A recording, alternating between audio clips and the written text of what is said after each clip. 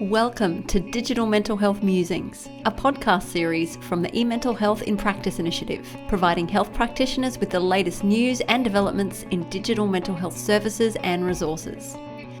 MPRAC acknowledges the Turrbal and Yagara people, the traditional custodians of the land on which we bring you this conversation. We acknowledge elders past and present and honour their continuing connection to land, culture and community, and that it's these connections that are intertwined in Indigenous mental health and social and emotional wellbeing. We acknowledge the strength and resilience of all First Nations people and communities since colonisation of their unceded lands.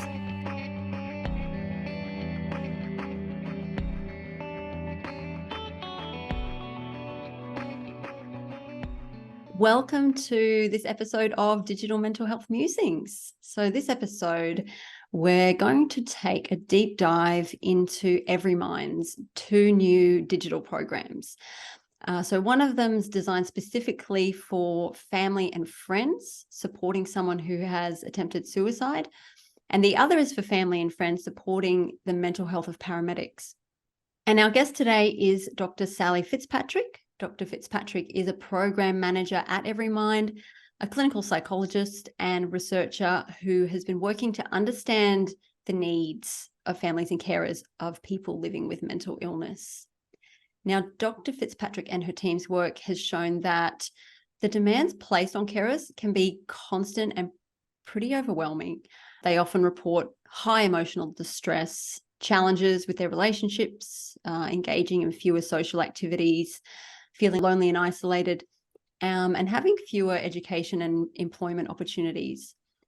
And caring has also been associated with immediate risk of mental health problems, with carers consistently reporting levels of psychological distress significantly higher than the overall Australian population. So Dr. Fitzpatrick has said that as the largest non-clinical workforce that we have for Australians experiencing mental illness, we really urgently need to better support the invisible work that family and friends do every day in caring for Australians living with mental illness. So Sally, welcome to the podcast. Thank you for having me, Tanya. I'm so excited to be here. So Sally, your research looks at the challenges and the risks that carers face to their own mental health as a result of their caring role. Can you tell us a bit more about your work here and what you've actually uncovered about caring and the potential for poor mental health and wellbeing? Absolutely. It's a really, really good question, and it's one that we are very focused on at Everymind. And for people watching and listening today that don't know Everymind, we are a national institute based in Newcastle on Awabakal land, which is about 2 hours north of Sydney. And we're dedicated to the prevention of mental ill health and suicide. So the programs that we develop are upstream. We're not a clinical service. We don't do clinical work. We're very much wanting to prevent the onset or the continuation of mental ill health or suicidal distress. And so we work with communities and organisations to be able to do that. And one of the main areas that we work in and that I oversee at Everymind is our caregiver work. And the reason that we're focused on that is that carers, as you said, really are the silent workforce in our community. We really can't get by without them.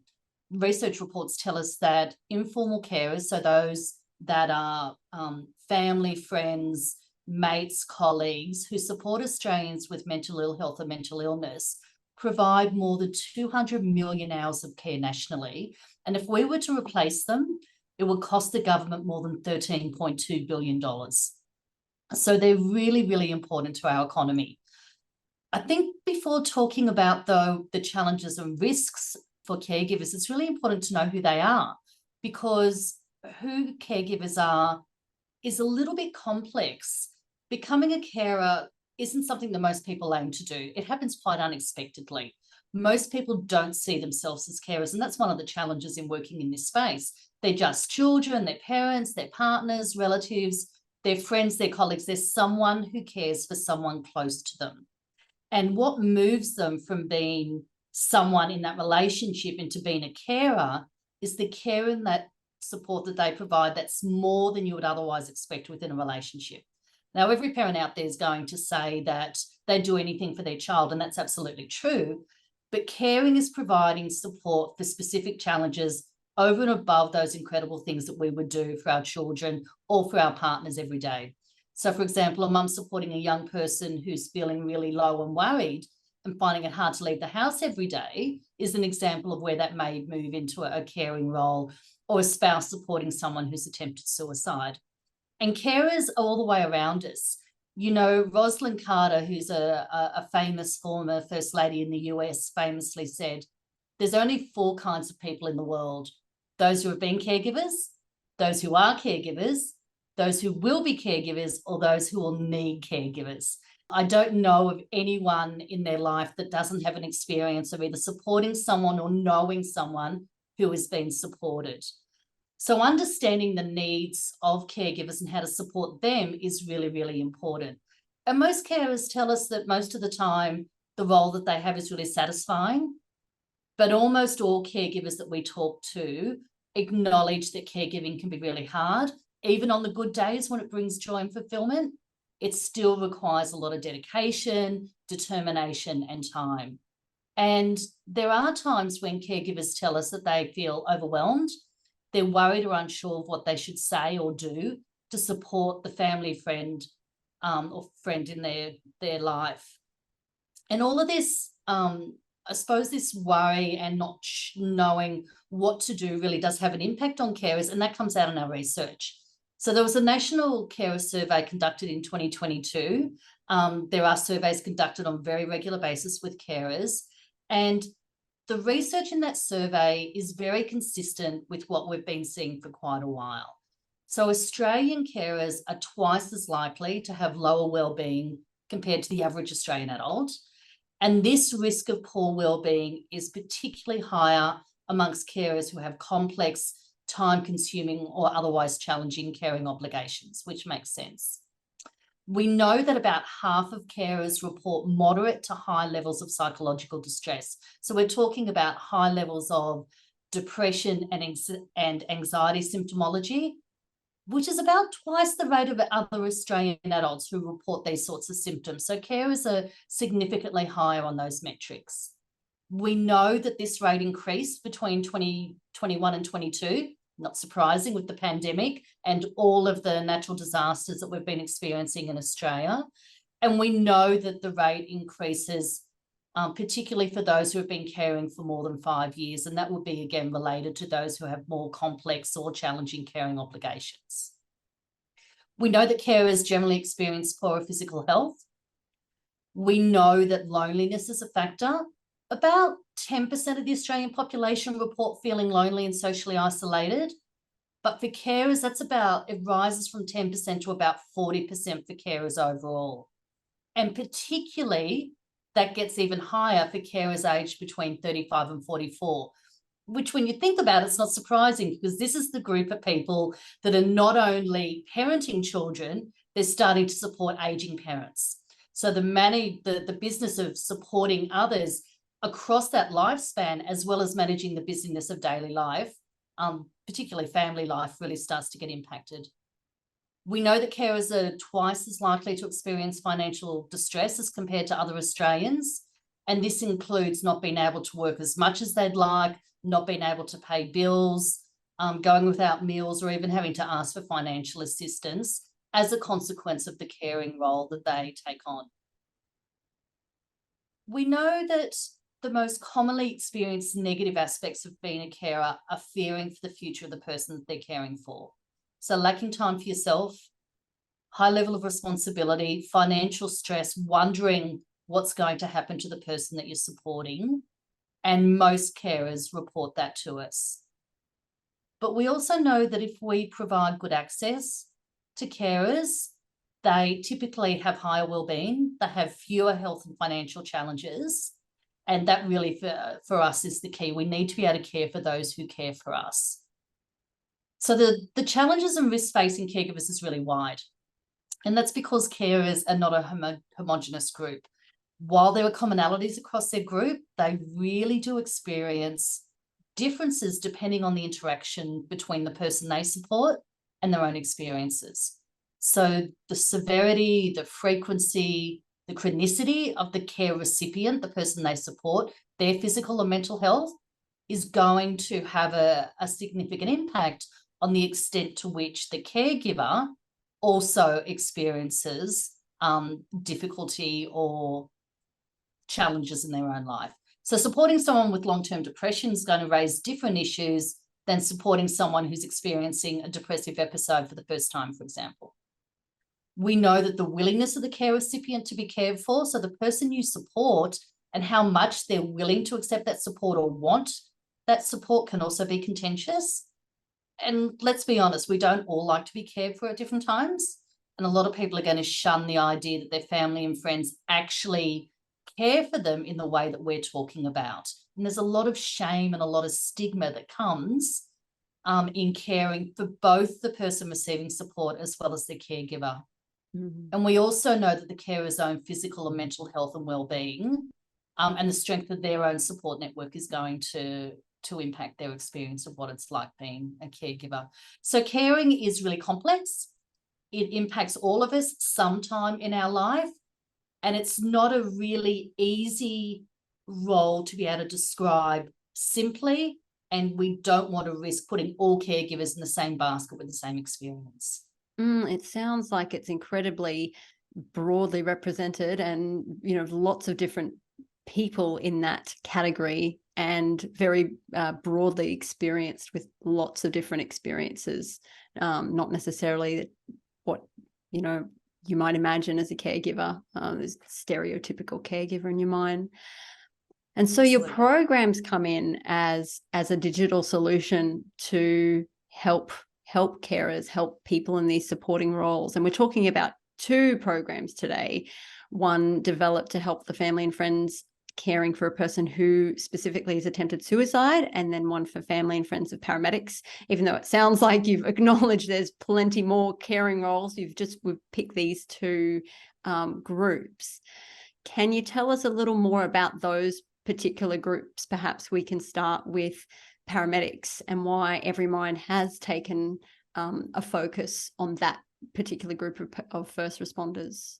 Absolutely. So we are really committed at Everymind to be able to support family and friends supporting first responders in Australia. And we wanted to be able to extend our online program for family and friends of someone experiencing anxiety or depression and really contextualize it to particular groups so that those family and friends knew that the information was relevant to them. Because as I said, caregiving is very wide and varied.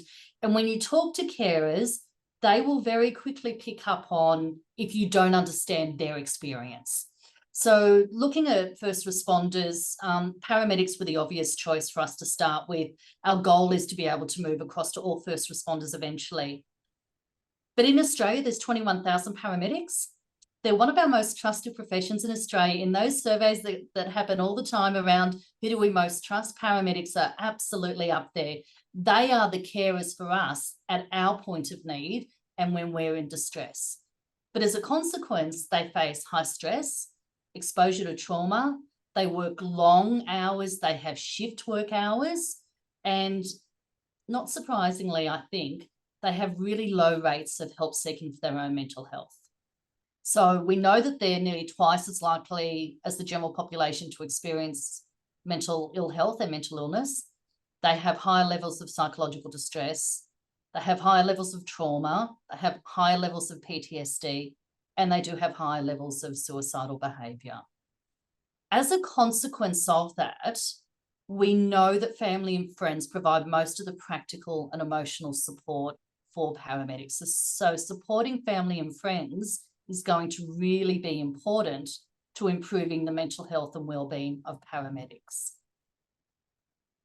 And that doesn't mean that paramedics necessarily need to have a diagnosis, but family and friends might notice that a change in mood, they might notice behaviour, they might notice dependency on drugs or alcohol, or they might just notice withdrawal. One of the things that we hear a lot from family and friends who work with paramedics is that when paramedics put on their uniform, it's like a Superman uniform. That is their way of being able to cope with the things that they need to be able to see on a daily basis from job to job day in and day out. And that Superman uniform is meant to protect them. Nothing is meant to be able to get through. But eventually, when things do get through, paramedics don't want to go home and are fearful of exposing their family to the trauma or distress that they might be feeling. So they tend to withdraw. They tend to step back and not want to share that information for fear of not wanting to do harm to the people around them. The difficulty then, if you're a family or friend member, is not knowing what to do.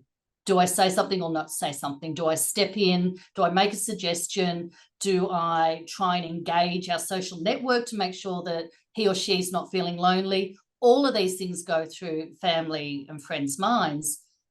But what we want to be able to do is work with family and friends to work with their paramedic about what's the thing that's going to be most helpful for them. Yes. So paramedics are a really interesting group because of their caregiving work and, in our experience, not wanting to expose those around them to the difficulties that they experience. Yeah, that perfect storm of features. Yeah, it sounds like a really unique group with unique needs and experiences that, present very differently to, maybe other typical caring relationships. Absolutely. And I think for other first responders, I think there'll be some contextualization for police. I think there will be for fireys. And, really listening to those in those roles with a lived experience of mental ill health or mental illness is going to help us contextualize the programs to be able to support the people supporting them. Yes. And the other program focuses on family and friends supporting people who've attempted suicide. Can you tell us a bit more about why the focus on that group? Absolutely. So in Australia, every year we have more than 3,000 people who die by suicide. But we also have 65,000 Australians who attempt suicide every year.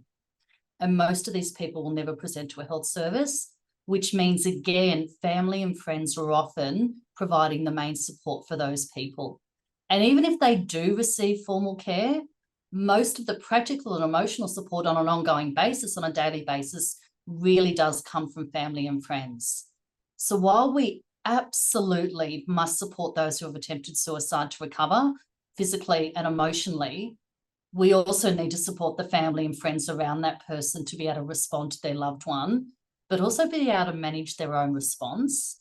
And when you talk to family and friends who are supporting someone who's attempted suicide, there's a significant range of emotions that they experience in that situation.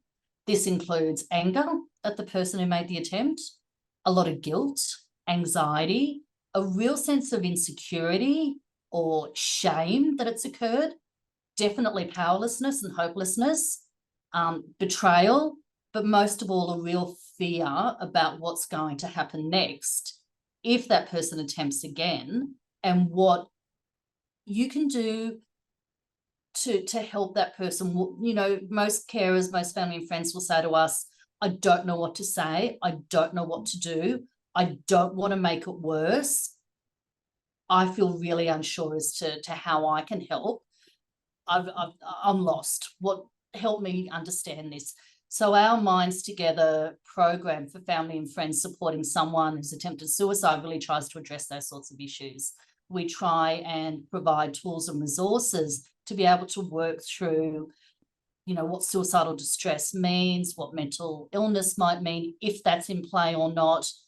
We look at the caregiver journey and how that changes over time. So again, the complexity of the situation is really important here. It's very different supporting someone who may have attempted suicide for the first time, and as a new carer, you're coming into this situation just really needing information about why this may have happened and what suicide is about, compared to if you're supporting someone who's had multiple suicide attempts and that may have come and gone over their life course. So that has a real difference to the feel of the information and support that we want to be able to provide caregivers. But I suppose that the main thing what we try and do is really unpack the issues. We want caregivers to understand about stigma, about communication, about safety plans. We want them to deal with feelings like hypervigilance.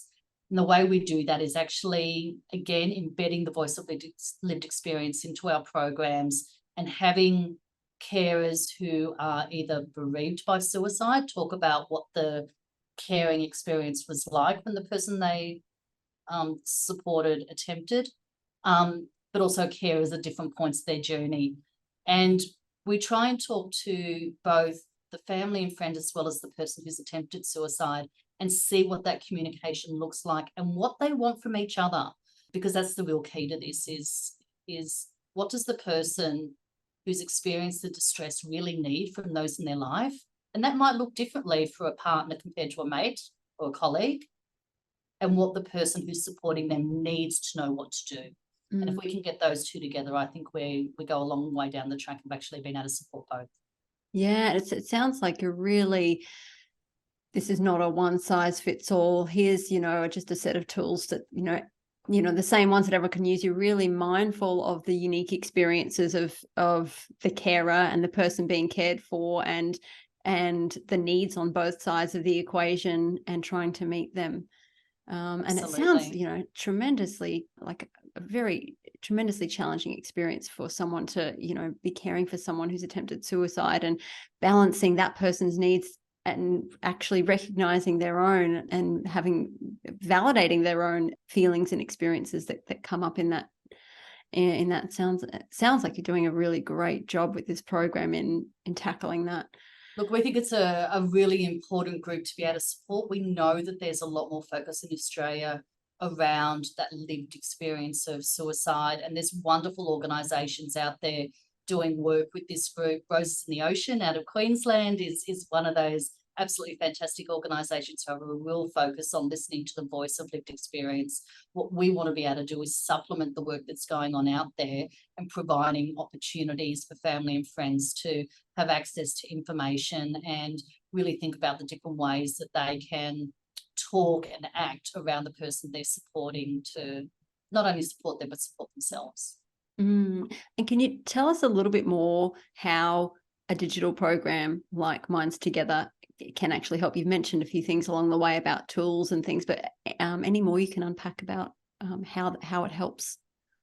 So one of the things that we do know about working with caregivers is that caregivers don't identify as caregivers. As I said, they identify as a family member, a friend, a colleague, or someone else in their life. So one of the challenges that we have, one of the complexities of working in this space, is that when you write a program for this group and they don't identify as this group, you still need to be able to get the information to them. So we usually start our online programs providing information that's pertinent to the person that they support. So if you're supporting someone who's attempted suicide, what do you need to know around suicide or mental illness or those difficult feelings that I talked about? And we then start to shift the narrative into really important to understand this. How do you relate and how does this impact on you? And what are some of the things that you could do? So we try and take that gentle approach in, because caregivers are not likely to come looking for a program that's about them. We embed in our programs information. Caregivers absolutely want to know some key information. Psychologists talk about that psychoeducational type of content that you need. We embed the voice of lived experience through videos, through interviews, through storytelling. We include some motivational components around how do you keep on doing this time after time, particularly when the caregiver journey can become quite complex. We try and build skills. We have some simple CBT skills that caregivers can use to be able to recognise, one, when depression or anxiety might be impacting on the person that they're supporting, but also if that's happening for themselves and how they might think differently. And we absolutely build in some self-care and wellbeing strategies that are important for caregivers to be able to apply to themselves. So we try and include all of that in our program. Now, in saying that, these are not clinical programs. These are not programs that are absolutely designed to reduce anxiety or depression at a clinical level, because any of our caregivers coming in are not assessed for the level of distress that they're experiencing, apart from they're supporting someone who's experiencing distress. So that preventative nature is really, really important for us. We're more interested in how to change their quality of life, their coping and reducing their strain, than actually changing directly clinically trying to change depression and anxiety. We think those clinical changes come as a consequence of building capacity and capability. Yeah, yeah. And I understand both programs also include or will include peer support. Can you tell us about the development of that component, what that will look like? Yeah, absolutely. So as I said before, carers tend to be more lonely. They tend to be more socially isolated than non-carers. So one of the things that we've heard in talking to family and friends is that it's important to not only provide them with skills and information to build their capacity and build their capability, but they absolutely want to be connected with other carers. So we've been running caregiving programs at Every Mind somewhere between 10 and 15 years. And caregivers consistently say that one of the most valuable things they get out of any program is hearing from other caregivers. So we've tried to place that voice of lived experience very much at the heart of everything that we do. As I said, it includes videos, stories from caregivers into our programs. And we're working more and more to build that peer support component in. One of the things we currently do in both programs that we're looking at the moment is provide access to an online moderated social forum where caregivers can go and connect and talk to other carers about any aspect of their caring role, knowing that there is a moderation component in there to be able to manage any difficulties that come up. And the next thing that we really want to be able to do is embed peer support workers into the programs we run. So face-to-face groups, that means embedding peer support workers as co-leaders in those groups. And in our online programs, it's embedding a one-to-one peer support worker into those programs. So the carers not only see the content online, not only hear the stories of other caregivers, but they've got someone to be able to talk to. And this is really important because peer support work is one of the most exciting growth areas in our sector. It really is an emerging area where we are learning a lot about the power of being able to connect people who have a similar experience as a supporter in their own right. It really sounds like you guys are listening to the experiences of carers and what's helped, and weaving all of that into the program and weaving it into that support for them. So it's, I'm hearing that it's not about diagnosing them with, level of symptoms and, seeking a reduction in that, but it's really listening to what they need and what will improve their quality of life and building that in. 100%. So we want to place caregivers at the centre, and we want to understand their experience and meet them where they are at any point in time, and provide them with a range of resources, information and support around them. That way they can not only care for themselves, but also enhance outcomes for the person they see. Mm-hmm. And what kinds of outcomes are you looking at with these programs? Are you able to share any data on what kind of impact they've had for those who have completed the program? Absolutely. So I've recently had a PhD student finish a randomised control trial of an online program that we ran for carers supporting someone with anxiety or depression, which I suppose is our baseline program, and then we try to contextualise it to these specific groups on top of that. But with this trial, what we found was that carers who interacted with the program had higher levels of quality of life overall than those who didn't. And that particularly came through in two areas. So carers who did the program had higher levels of coping self-efficacy. And self-efficacy is really important. So coping self-efficacy is our own belief in our ability to cope in the face of difficult situations or strain. It's not just about coping, but it's our belief that we can actually do that. And Albert Bandura is the father of coping self-efficacy and the theory. And what we know over a lot of research in different contexts is that if we can build self-efficacy, we're more likely to get behavioural change. So our belief in ourselves is directly related to the way that we interact with other people. So it was really nice to see that coping self-efficacy is one of the things that we can show out of these online programs. The other thing that we were able to show is that caregivers who did the program showed lower levels of carer strain. That is the strain associated with all of those the difficult outcomes that I talked about before, really did start to reduce. So we think that there are some good outcomes that come for carers, but remembering that they're not clinical programs, so we're not really wanting to show reductions in anxiety and depression. Although nicely, we did start to see trends in that area as well. So that was good. Yeah, that's really promising data.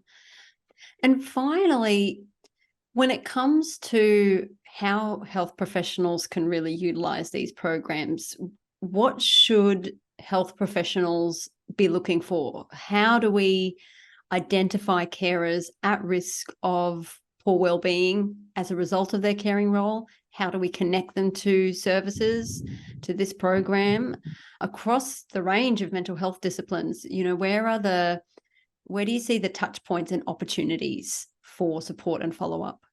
It is the $1 million question. It's the one that if I'm going to wake up at 1 a.m. in the morning, I'm going to think about this one. It's a great question. And I think as clinicians, we don't stop and really think about carers as part of the picture of the person who's sitting in front of us. So we should always focus on the patient or the client in front of us. But if we don't go a step further, we really have a lost opportunity to be able to have a bigger impact. So remember that carers are less likely to turn up to help themselves. Most of the ways that we're going to get to carers is through the person sitting in front of them. And I think while most clinicians do a really good job at psychosocial assessment, that is, we talk to our patients or our clients about their family, about their social network, we really don't go that step further and ask questions about that patient or client's views of how they're finding the support they're receiving or how the person providing that support is actually doing. So we might hear that the support person is readily available to our client and the support role is going well. But if we listen, we might also hear that the support person is becoming less available to them. They might be less willing to hear about the distress that our patient or client's expressing.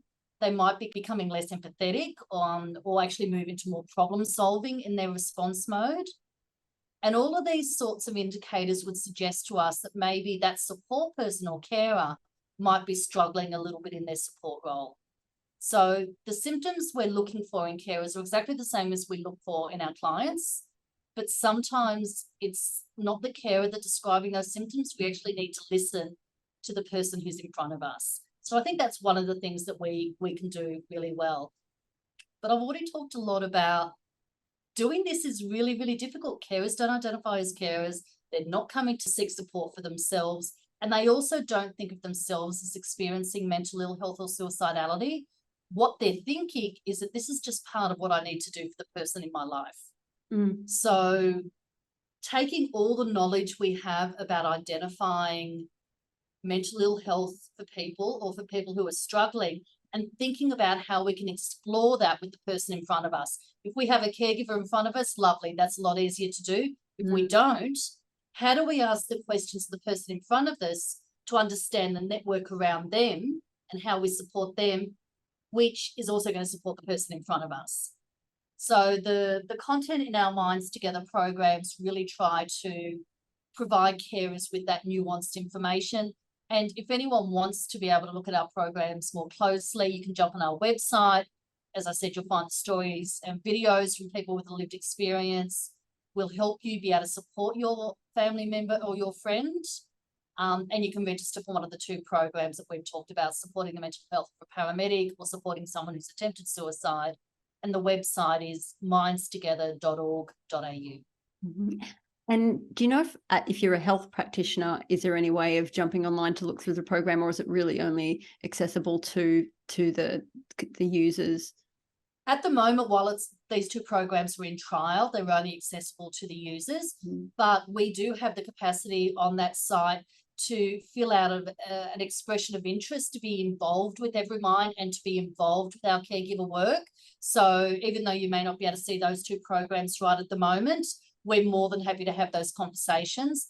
And once we're out of trial, these programs will be available free of charge to all Australians to be able to access. Yeah. Great. And I think, coming back to what you were saying before, which I found really interesting, I don't think that's going to be the biggest challenge to health practitioners is, I haven't seen inside, because the way you've described it, it fills such an important gap and need. To me, as a health professional, I'm like, that sounds great. If I came across carers, I'd be, sending them that way. I think like you said, the biggest challenge is that really tricky, delicate conversation with someone who might not be the recipient, who's the person being cared for. And as you were talking, I was imagining, gosh, how would I have that conversation with a client, identifying who's in their support network and how they're coping, and gently suggesting that, perhaps that do they need support, and here's a place to get it. Do you have any tips for how health practitioners might navigate that kind of conversation? I think health practitioners generally are very, very good at having difficult conversations. We're trained to do that. We have a lot of experience in doing that. For me, look, it's a really interesting question. When I reflect back on my own clinical practice, I think I have lost a lot of opportunities to actually be able to go that one step further in my assessment and say, so who are the people in your life that are important to you? Who lives in your house? Who do you connect with? Who do you go and see on the weekend? What sort of activities do you do with them? To then be able to ask the question, what sort of conversations do you have with them? Does the person that you go and play footy with on the weekend, are they available, or do you see them to be able to support you in a different way to your wife does at home? How does that look different? And the more that you get into working with someone, you can suggest, you know what, this sounds like one of those issues that maybe talking to Jack on, after footy while you're having a beer is a really nice opportunity. Sounds to me like it's not one that you're going to go home and talk to your wife about. So actually exploring with the people in front of us that support looks different in different contexts, and it doesn't have to be one person. It doesn't have to be the spouse. It doesn't have to be a parent. And in fact, what we know is that when that support varies and the person who's experiencing whatever's happening for them has multiple opportunities or touch points, that's a much better thing, because they're more likely to reach out to someone at the point in time that, that particular need is there. So I encourage people to have curiosity about the people in front of them. Explore with, genuine curiosity. Who are the people in your life, and how do they support you, and how does that look different? And how can you engage with them in a different way? And when you do that, the conversation really opens up in a different way to what you would normally think. That's a brilliant point. Having that conversation and really expanding or unpacking it, unraveling it, and kind of getting to know their support network in a deeper way that allows you to then follow on and kind of check in with, down the track, maybe what kind of support those people are getting. And then you happen to know that, there's these wonderful programs out there and support for those people if it, gets to that stage. Exactly right. And I think all practitioners can do that, whether you're a GP working out, who's the people around you, or whether you're a psychologist going a little bit deeper. All health practitioners have the opportunity to just ask an additional question on top of our standard assessments. Yes, because it can, whether you're seeing someone in private practice or a hospital or, wherever, it can be very easy to get just stuck in seeing them as an individual, because their family, their friends, their support network isn't physically there for a lot of the time. Sometimes they're lucky enough to have them there, and you've got, the people there to talk to, but a lot of the time it's just the person on their own, and it can be easy just to see them as a person on their own and forget to really dive deeply into their support networks. And absolutely. And sometimes the person in front of us doesn't want to have that support or care being provided by other people. But it's very rare that the person in front of us doesn't have a connection to someone that they don't like or care about or can reach out to. And even that, very gentle exploration of that can be the start of a wider conversation. Well, that's a great note to end on. Thank you, Sally, so much for your time. It's been such a fascinating discussion. Thank you for shining a light on the often unseen work that carers do, and also the work that we can do as clinicians and health professionals to support them. It's been my absolute pleasure. Thank you. Thanks so much for joining us.